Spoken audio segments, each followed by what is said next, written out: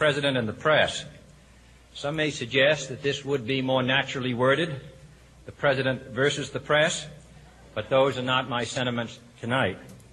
It is true, however, that when a well-known diplomat from another country demanded recently that our State Department repudiate certain newspaper attacks on his colleagues, it was unnecessary for us to reply that this administration was not responsible for the press, for the press had already made it clear that it was not responsible for this administration.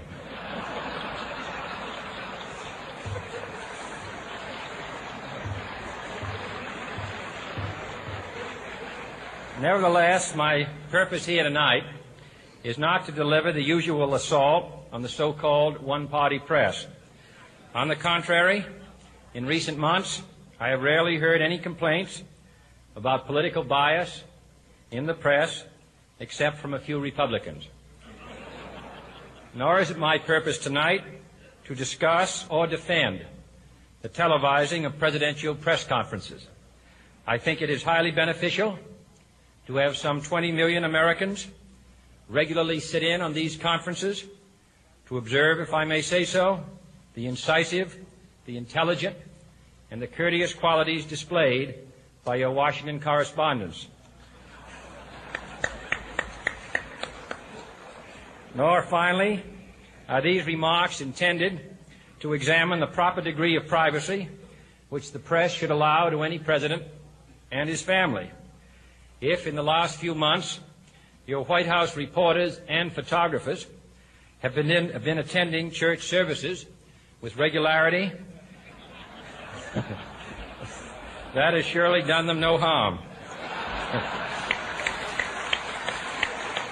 Kennedy doing a masterful job softening up the crowd, kind of making a joke about it, but then he comes to this sobering point. And I think this is probably one of the most important speeches in history, especially now more than ever in light of everything that we've seen for the past 8 years with the Bush administration and what the claims that they're going to make as far as how to get out of the investigation, or if they're going to do what Leahy wants, is, this Truth Commission set up to fail, to basically, as Leahy put it, explain what happened and let the court of public accountability or public appeal be the ones that judge them. So never actually getting anything done, but letting everybody know how they got screwed so much, So Kennedy here, this was like in 1961, and he gave one more speech, I think 10 days before he died, talking a little bit more in depth about the secret societies. So I'm going to let this play a little bit more here.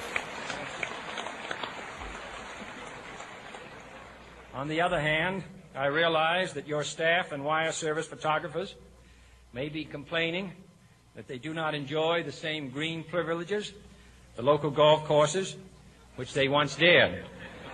It is true that my predecessor did not object, as I do, to pictures of one's golfing skill in action, but neither, on the other hand, did he ever be a Secret Service man. My topic tonight is a more sober one, of concern to publishers as well as editors. I want to talk about our common responsibilities in the face of a common danger. The events of recent weeks may have helped to illuminate that challenge for some, but the dimensions of its threat have loomed large on the horizon for many years. Whatever our hopes may be for the future, for reducing this threat or living with it, there is no escaping either the gravity or the totality of its challenge to our survival and to our security, a challenge that confronts us in unaccustomed ways in every sphere of human activity. This deadly challenge imposes upon our society two requirements of direct concern, both to the press and to the President. Two requirements that may seem almost contradictory in tone, but which must be reconciled and fulfilled if we are to meet this national peril. I refer first to the need for far greater public information, and second, to the need for far greater official secrecy. The very word secrecy is repugnant in a free and open society. And we are, as a people, inherently and historically opposed to secret societies, to secret oaths, and to secret proceedings. We decided long ago that the dangers of excessive and unwarranted concealment of pertinent facts far outweighed the dangers which are cited to justify it. Even today, there is little value in opposing the threat of a closed society by imitating its arbitrary restrictions. Even today, there is little value in ensuring the survival of our nation if our traditions do not survive with it.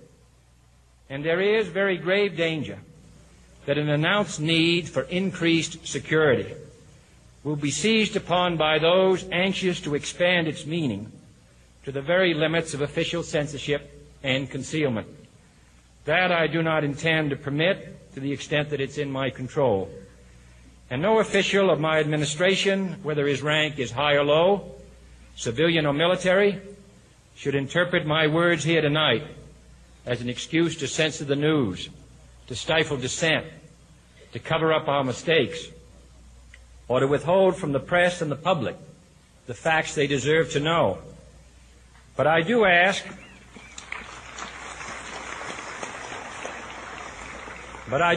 every publisher, every editor, and every newsman in the nation to re-examine his own standards and to recognize the nature of our country's peril.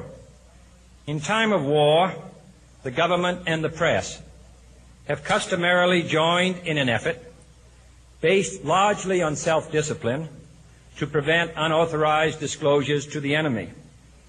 In times of clear and present danger, the courts have held that even the privileged rights of the First Amendment must yield to the public's need for national security.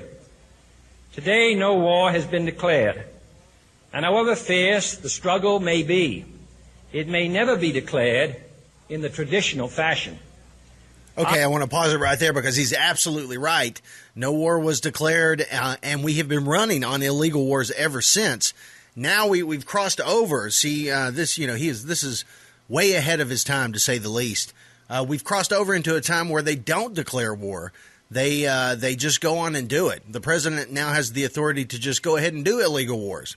But that's not what the Constitution would have. Now, it's interesting that he opens this speech up by saying that in a time of war, in a clear and present danger, that the national security will always try and squash the First Amendment.